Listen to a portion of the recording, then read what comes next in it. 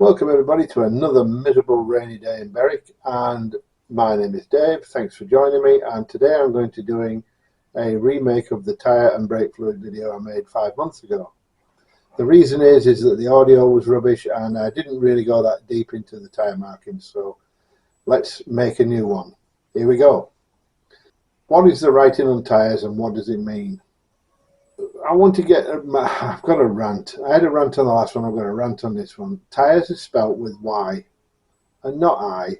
We're not lazy like those people over the ocean. Tyre is how it's spelt. Okay? Rant over. So what do those numbers mean? Let's use my tyres to make things easy.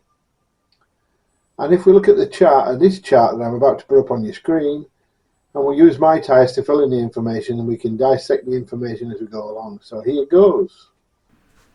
Okay, so here we've got a picture of the markings on the tyres. This is a diagram, and we're going to refer to number 1, which is brand name, right at the bottom there. I put a picture of the tyre up so you can see the brand name Hankook. So we'll move on to number 2. So now we're referring to number 2, which is at the top where it says tyre model, number or code.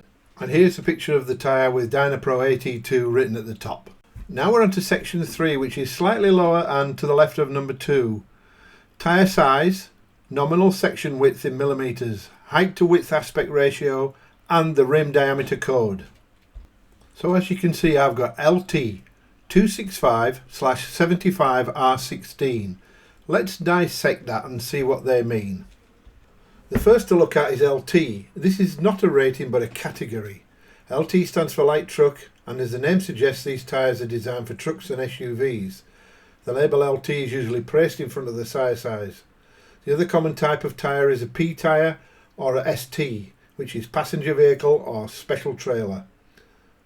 So what are the differences between LT and P tyres? The differences are LT tyres are less flexible and more durable. They have a stiffer sidewall. LT tyres are designed for vehicles carrying a heavier load and some off-road conditions. LT tyres typically have a load range of 10 ply versus a 4 ply load range of a passenger tyre. Next comes the width and the aspect ratio. 265mm is the width of the tyre, and it's measured from the midpoint of the sidewall to the same point of the opposite sidewall. Wider tyres can offer better grip but can also create excessive amounts of road noise. The 75 is the tyre's aspect ratio, also known as the tyre's profile. The tyre aspect ratio relates to the depth of the sidewall. In this case, it's 75% of 265, which is 198mm. We need reasonably high sidewalls on off-road tyres so that when we let the tyre pressures down, we get better tread pattern on the surface we're trying to drive along. The next part of the tyre markings are R16. R refers to the type of tyre, its construction, and it means it's a radial tyre. Most tyres are of radial construction, which is marked on the tyre by a letter R.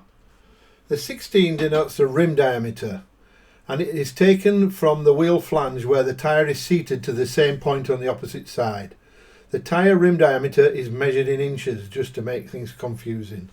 Next we have the service description, the load index and the speed symbol. So the 123/120 is the load rating of the tyre.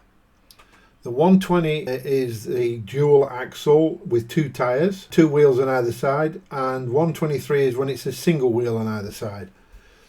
123 equates to 1550 kilograms per wheel. The letter S is the speed rating of the wheel. S stands for 180 kilometers an hour at full load.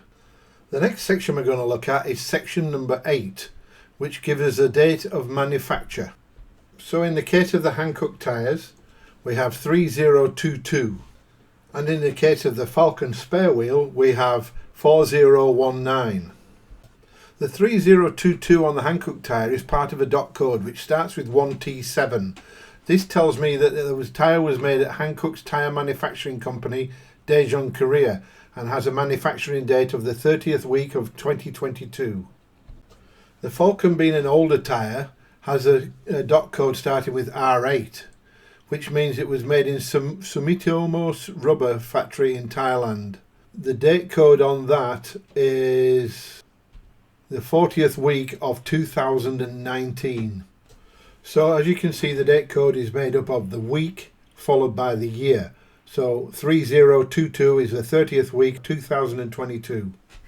The next section is section 12, denoting whether it's a tubeless or tube construction.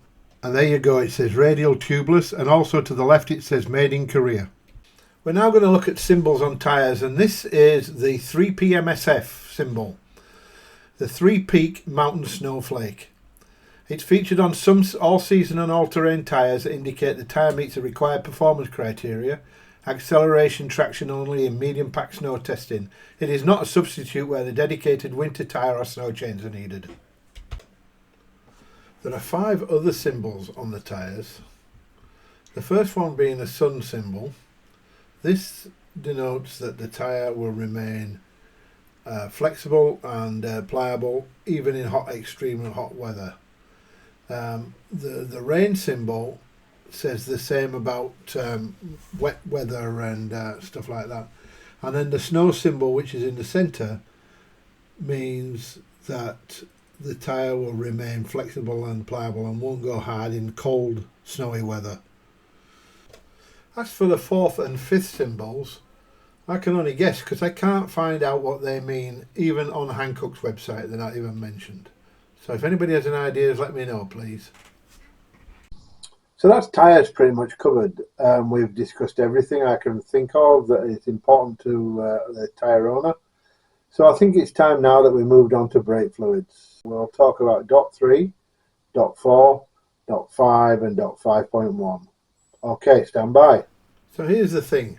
What does brake fluid actually do? What types of brake fluid are there? What is the difference in the types of brake fluid? Which should I use for my car? These are all questions that you've probably always asked and never known the answer to. But I'm going to give you the answer right now. Okay, so let's break this down. What does brake fluid actually do? When you press your brake pedal in the car, something transfers the force from you pushing on the pedal to pushing the pads onto the discs on each of the wheels. And that is the brake fluid. Because fluid is incompressible, when you push on your brake, you push the fluid down the pipe which pushes the pads. So that answers the question of what brake fluid does. But why are there so many different types of brake fluid? Well, there used to be a dot 2. Well, dot stands for Department of Transport, and that was a standard. We have dot 3, which is in older vehicles, dot 4, dot 5, dot 5.1. And there are some variants in between that manufacturers make, such as racing brake fluid and things like that.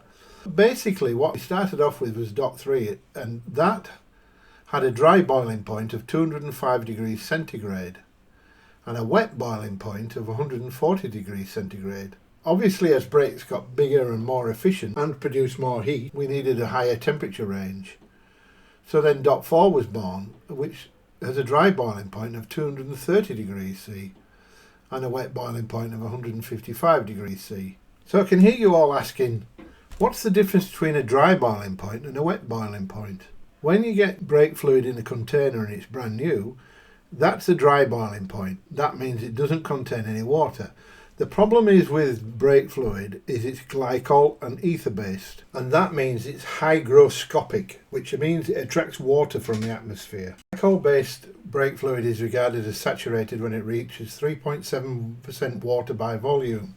The wet boiling point comes into action and it reduces its efficiency around about a half. You get brake fluid boiling in the pipes. Well, it's actually the water that's boiling and causes brake fade.